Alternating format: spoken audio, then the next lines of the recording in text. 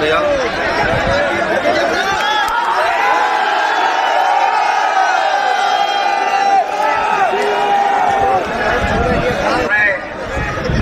बजरंगी जी से अनुरोध करूंगा कि वे स्वागत करें आदरणीय मुख्यमंत्री।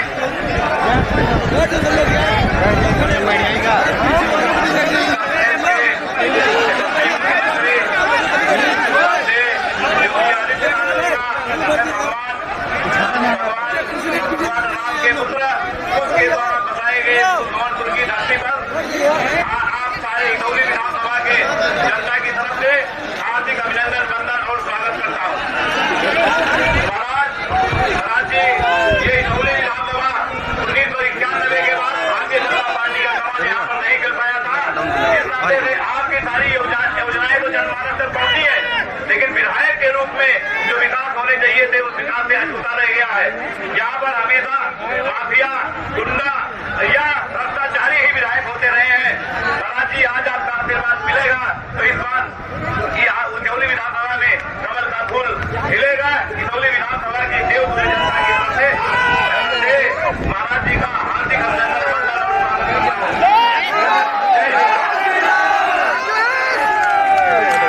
इसमें सुल्तानपुर की सांसद आदरणीय मेनका जी से अनुरोध करूंगा कि संक्षेप में अपना उद्बोधन।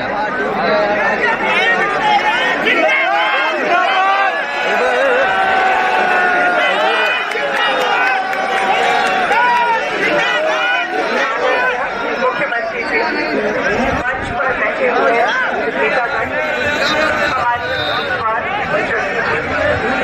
भाई और बहन, मुझे मालूम है कि आप लोग सब चाहते हैं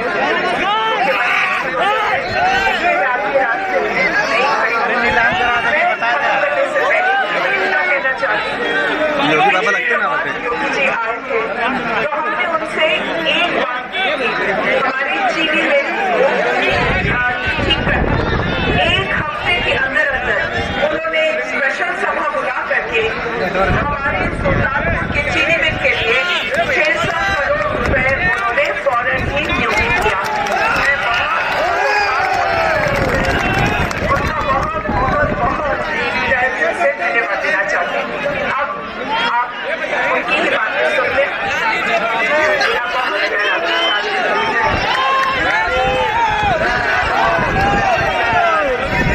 पेट की रोटी से लेकर के बेटी की शादी तक, शिक्षा से लेकर के दीक्षा तक महाराज जी ने हम लोगों को जो अभयदान दिया है, आज इटौली की धरती पर हम सब उनका स्वागत, वंदन, चरण वंदन करते हैं। भैया, इटौली में कहा बा अपन बुलडोजर वाला बाबा बा, सामने सब फेर बा भैया, बाबा का आशीर्वाद बा और बाबा हमका सबका एकदम से आशीर्वाद आप चाहिए और हम सब आपका मत खिलाए बेटा आदरणीय बाबा जी।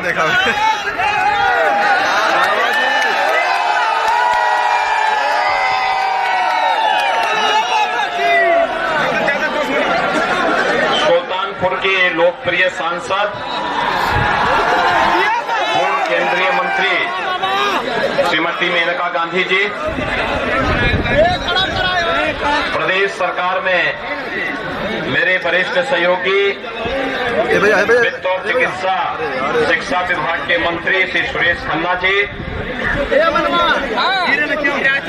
साध्वी प्राची जी, भारतीय जनता पार्टी के प्रदेश मंत्री श्री शंकर गिरी जी, क्षेत्रीय महामंत्री सुशील त्रिपाठी जी, जिला उपाध्यक्ष संजय सिंह त्रिलोकचंद जी, जिला महामंत्री श्री घनश्याम चौहान जी, जिला पंचायत अध्यक्ष श्रीमती उषा सिंह जी, ब्लॉक प्रमुख शिव कुमार सिंह जी, विधायक लंबुआ से देवमणि द्विवेदी जी, योगेंद्र सिंह जी, पूर्व मंत्री ओम प्रकाश पांडे जी, ज्ञानेश्वर शुक्ला जी, महेश सिंह जी, विधान परिषद सदस्य शैलेंद्र सिंह जी, जय नारायण तिवारी जी, प्रदीप शुक्ला जी, विजय कुमार पांडे जी, बद्री प्रसाद यादव जी और भारतीय जनता पार्टी के लोकप्रिय प्रत्याशी शिवम प्रकाश पांडे, बजरंगी जी और उपस्थित भाइयों बहनों, आज मुझे आप सबके बीच में कसौली विधानसभा सीट पर भारतीय जनता पार्टी के प्रत्याशी के समर्थन में अपील करने के लिए आने का अवसर प्राप्त हुआ है। मैं सबसे पहले इस धरती को नमन करता हूं, क्योंकि धरती का संबंध आज से नहीं, त्रेता युग के रामायण काल की स्मृति को ये मान्यता है। भगवान राम के पुत्र महाराज कुश के नाम पर इस नगरी को बसाया गया था और ये भी मान्यता है कि बजरंगबली ने कालनेमी का वध यहीं पर किया था और हमारा भाइयों बहनों, स्वतंत्रता संग्राम के आंदोलन में भी सुल्तानपुर का बहुत बड़ा योगदान था। भारत की स्वाधीनता के लिए, भारत की आन मान और शान की रक्षा करने के लिए हमारे देश के जिन महान क्रांतिकारियों ने अपने आप को बलिदान किया था, उसमें सुल्तानपुर कभी पीछे नहीं रहा। मैं इस धरती को, जिसका अपना पौराणिक ऐतिहासिक महत्व हो, और वह धरती आज जब विकास की एक नई बुलंदियों की ओर छूते हुए दिखाई दे रही है, इस अवसर पर मैं आप सबका हृदय से अभिनंदन करता हूं। भाइयों बहनों, जब हम सुल्तानपुर की बात करते हैं और कसौली की बात करते हैं, याद करिए पिछली बार समाजवादी पार्टी के विधायक ने कुछ वक्तव्य दिए थे, याद है ना? और मुझे लगता है उस वक्तव्य को याद करते हुए, स्मरण करते हुए, वोट की चोट से सपा बसपा और कांग्रेस को इतना तरसा दीजिए कि आने वाले समय में इनकी हिम्मत न हो कि आपके बीच आ। भाइयों बहनों, 2017 के पहले और 2017 के बाद प्रदेश में क्या परिवर्तन हुआ है, ये फर्क साफ है। 2017 के पहले योजनाओं का आधार जाति और मजहब हुआ करता था। मैं आपसे पूछना चाहता हूं, क्या 2017 के पहले आपको बिजली मिलती थी? आज तो बिजली मिलती होगी ना, क्योंकि 2017 के पहले बिजली की भी जाति होती थी, उसका भी मजहब होता था। होता था कि नहीं होता था?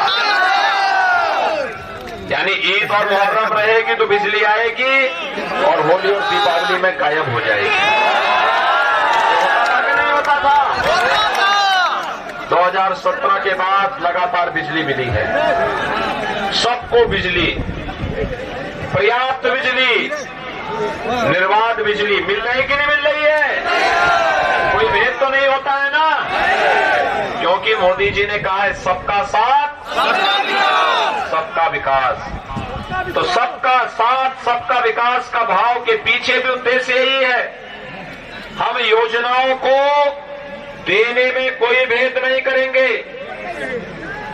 कोरोना कालखंड है, कोरोना में आपने देखा होगा पूरी दुनिया पस्त है।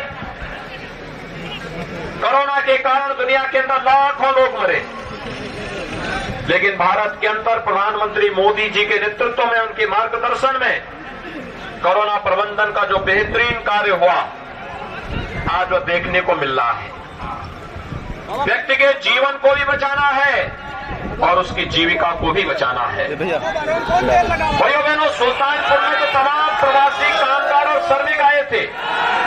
उन्होंने देखा होगा दिल्ली से उनको भगाया गया, अन्य राज्यों से उनको हटाया गया, लेकिन जैसे उत्तर प्रदेश की बॉर्डर पर आए, हमने वहां पर अपने परिवहन निगम की बस लगा के रखी थी, भोजन की व्यवस्था करके रखी थी। हमने इनकी सुरक्षा करना, इनकी सेवा करना हमारा दायित्व है और हमने उनको सुरक्षित उनके घरों तक पहुंचाने का काम किया। कोरोना कालखंड में फ्री में टेस्ट, फ्री में उपचार, फ्री में वैक्सीन सबको मिली।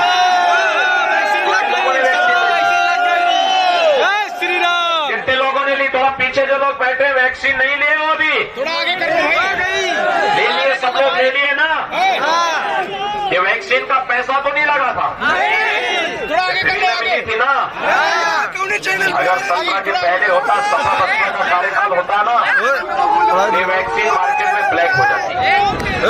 22 करोड़ वैक्सीन की डोजेस दे दी हैं और एक भी वैक्सीन की कोई शिकायत नहीं कर सकता कहीं ब्लैक हुई है। सबको वैक्सीन, फ्री में वैक्सीन। और भाइयों बहनों, यही नहीं, जो लोग वैक्सीन के बारे में दुष्प्रचार करते थे, आप याद करिए, ये थर्ड वेव, कोरोना की तीसरी वेव को आने से वैक्सीन ने रोका है। कब गई कोई पता नहीं। सही बात है। और भाइयों बहनों, जब वैक्सीन के कारण हमारी जान बची है, जो लोग दुष्प्रचार करते थे वैक्सीन नहीं लेंगे, ये मोदी वैक्सीन है, बीजेपी वैक्सीन है, आज उनको करारा जवाब दे जाने की आवश्यकता है कि अगर इस वैक्सीन से हमारी जान बची है, बोलेंगे, सभी लोग बोलेंगे। भाइयों बहनों, डबल डोज की सरकार है, डबल इंजन की सरकार है, डबल डोज राशन का भी मिलेगा ना? राशन मिल रहा है कि नहीं मिल रहा है? पर्याप्त मात्रा में दाल, तेल, नमक सब है ना? सभी लोग सहमत हैं? 2017 के पहले भी राशन मिलता था। भाइयों बहनों, 2017 के पहले राशन नहीं था। ये सारा राशन खाद्यान्न माफिया डकार जाते थे, जिनका संबंध समाजवादी पार्टी से या बहुजन समाजवादी पार्टी से।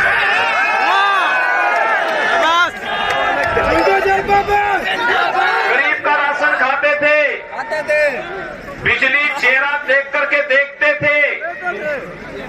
और भाइयों बहनों, मैं पिछले दिनों यहाँ आया था, सांसद और यहाँ के माननीय विधायकगण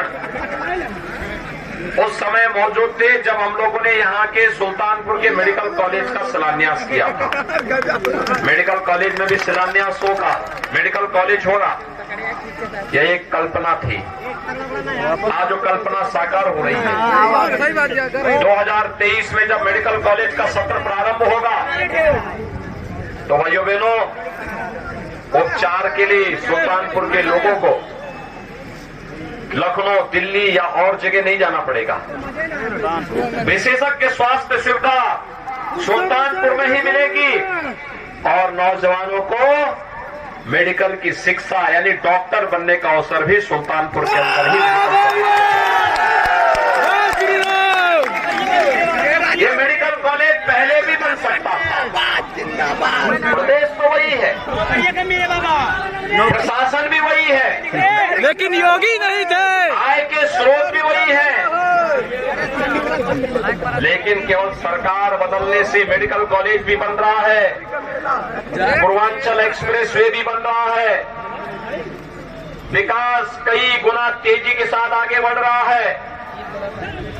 गरीबों को राशन फ्री, रसोई गैस फ्री, सबको बिजली, पर्याप्त बिजली,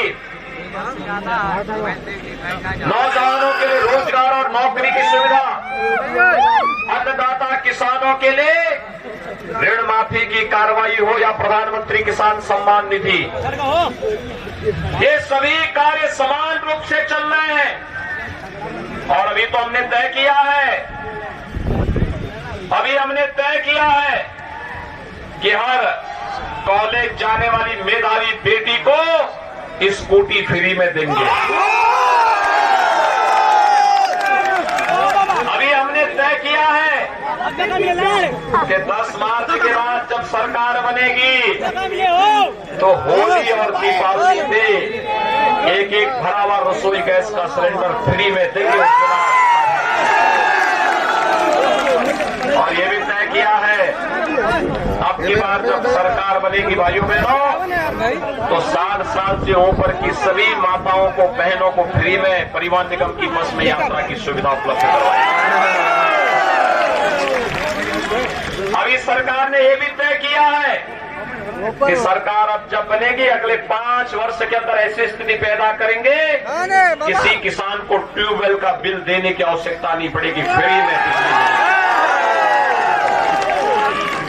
सरकार ने यह भी तय किया है कि हर नौजवान को अब तक हमने नौकरी और रोजगार के साथ जोड़ने का कार्य किया, लेकिन आने वाले 5 वर्ष में हर परिवार के एक सदस्य को नौकरी अथवा रोजगार या स्वतः रोजगार के साथ जोड़ने का। अब उत्तर प्रदेश का नौजवान पिछड़ा नहीं होगा, फिसलती नहीं होगा, पहचान का संकट नहीं आएगा। उत्तर प्रदेश के नौजवान के लिए, भाइयों बहनों, उत्तर प्रदेश के नौजवान के लिए वर्तमान में 1 करोड़, चाहे वह स्नातक या प्रास्नातक वाला छात्र हो, वह नर्सिंग या पैरामेडिकल का हो या फार्मेसी का या मेडिकल या इंजीनियरिंग का डिप्लोमा या सर्टिफिकेट का कोर्स कोई नौजवान कर रहा है, इन सभी को टैबलेट और स्मार्टफोन वर्तमान में सरकार दे रही है। समाजवादी पार्टी ने चुनाव आयोग को कंप्लेंट किया है, कहा यूपी के नौजवानों को कहा ये सब दे दिया जा रहा है। मैंने कहा नहीं, इसमें तो केवल सिपाही खानपान का अधिकार है। यानी उनको तो नारा ही यही है, एक ही नारा है कि सबका साथ और सिपाही खानदान का विकास। वो यही करते थे, यही तो करते थे, जीवन भर यही किया है। तो करते थे सिपाही महोत्सव, न राग न रंग न भाव न भाषा, आयोजकों को पता ही नहीं लगता था क्या हो रहा है महोत्सव का। तो भाइयों बहनों, दीपोत्सव होता है, दीपावली कैसे मनाई जानी, अयोध्या की रंगोत्सव होता है, बरसाना और वृंदावन की होली कैसे खेली जानी चाहिए, यह दुनिया के सामने उत्तर प्रदेश प्रस्तुत करता है। देवताओं की दीपावली कैसे होती है, देव दीपावली काशी की दुनिया के सामने होती है। भव्य कुंभ और दिव्य, ये प्रयागराज कुंभ दुनिया के सामने प्रस्तुत करता है।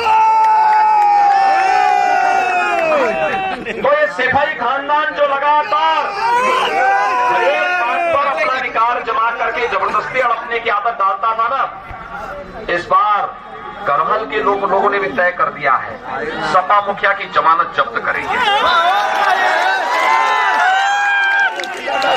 और भाइयों बहनों, मैंने तय किया है, इन्होंने चुनाव आयोग को कंप्लेंट किया है कि ये नौजवानों को टैबलेट और स्मार्टफोन क्यों बांटा जा रहा है। अभी तो 1 करोड़ नौजवानों को दिया जा रहा है, 10 मार्च के बाद अगले 5 वर्ष के अंदर 2 करोड़ नौजवानों को टैबलेट स्मार्टफोन।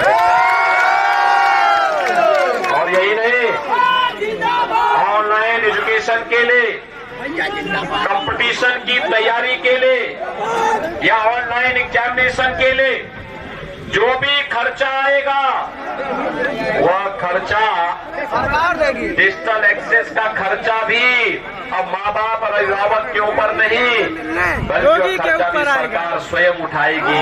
हर नौजवान स्मार्ट होगा और उसके लिए मैं आपसे अपील करने के लिए आया हूं। जो हम लोगों ने गति की है, जो प्रगति की है, इस प्रगति से विपक्ष बौखलाया हुआ है, आ ही नहीं रहा। मैंने समाजवादी पार्टी के एक नेता से पूछा, मैंने कहा भी आपने विकास कराया है? उसने कहा क्यों नहीं विकास कराया? कहाँ कहाँ विकास है? आपका विकास कहाँ? मैंने कहा एक्सप्रेसवे, मेडिकल कॉलेज, हाईवे, बिजली हम भी दे सकते थे, लेकिन हमारी समझ में नहीं आ रहा था कैसे देना है। तो मैंने कहा जब तुम समझोगी नहीं, 12 बजे सो के उठोगे, 12 बजे सो के उठोगे, 2 बजे तैयार होते होते 2 बज जाएंगे। बाद में कोई शिवपाल जी जैसा महाविद्वान आदमी जाके समझाएगा, और फिर उसके बाद रणधीर भाई 2 बातों को कह करके फिर अपनी बात को आगे बढ़ाओगे तो समझ में आएगा? नहीं आएगा। कहाँ हमने विकास कराया? मैंने कहा क्या कुछ तो एक जगह बता दो। उन्होंने कहा देखिए हमारा विकास हर जगह दिखाई देता है। मैंने कहा कहाँ? बिजली में नहीं है, सड़क में नहीं है, गरीब कल्याण के लिए नहीं है, कहाँ है तुम्हारा विकास बताओ तो। कहा कि देखिए हमने हर गांव में कब्रिस्तान की बाउंड्री बनाई है। सपा का विकास क्या है? कब्रिस्तान की बाउंड्री। और भाइयों बहनों, ये सपा बसपा को बताने की आवश्यकता है, लहराता हुआ एक सपा बसपा को यही बताने की आवश्यकता है कि अगर कब्रिस्तान की बाउंड्री बनाए हो तो वोट भी वहीं से दे दो। ठीक है ना? सभी लोग सहमत है ना? और मैंने मुझसे पूछा आपने क्या करा है? मैंने कहा देखो हम जो योजना कहा उसे का पैसा कहाँ से आता है? मैंने कहा देखो नियत साफ हो तो पैसा भी आ जाता है, नियत साफ हो तो पैसा भी आता है। और उत्तर प्रदेश में किसी चीज की कमी नहीं है। अरे यहाँ तो भगवान बार बार जन्म लेते हैं, अयोध्या में राम जन्म लेते हैं, भगवान विश्वनाथ यहाँ पर है, माँ गंगा यहाँ पर है, यमुना मैया यहाँ पर है, सरयू मैया यहाँ पर है, भगवान बुद्ध यूपी में है, सब तो यूपी में है। और भाइयों बहनों, मैंने कहा देखिए हमारे पास प्रकृति और परमात्मा का आशीर्वाद है, नियत साफ है, सोच ईमानदार है, तो काम दमदार होगा। होगा कि नहीं होगा? आपको दमदार और मजबूत सरकार चाहिए या दुमदार और मजबूर सरकार? दमदार सरकार चाहिए ना? तो दमदार सरकार के लिए भाइयों बहनों एक हाथ में विकास की छड़ी होगी और दूसरे हाथ में पेशेवर माफिया और अपराधियों के लिए बुलडोजर भी होगा। हमारा बुलडोजर एक्सप्रेसवे ही नहीं बनाता है, हमारा बुलडोजर माफिया के ऊपर चढ़ करके उसको जब रगड़ता है ना, तो गरीबों का पैसा उसने इकट्ठा करके आरसीसी की दीवारों में कैद किया होता है, ये पैसा निकलता है तो गरीब को राशन भी जाता है। ये पैसा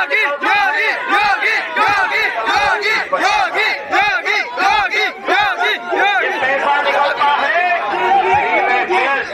फ्री में उपचार, फ्री में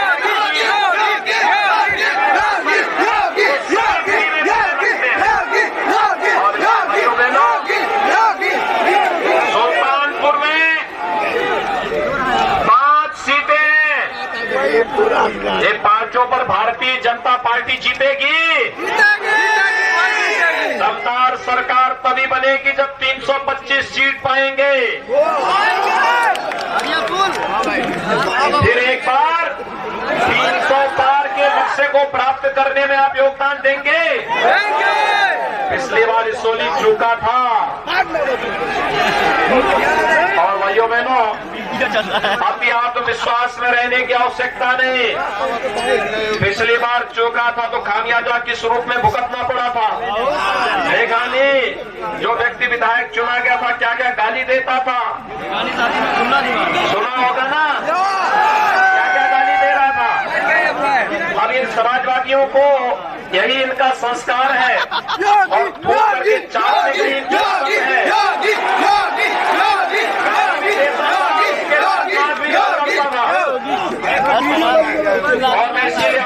कहने के लिए आया हूं, पिछली बार चूके थे, इस बार चूकना मत।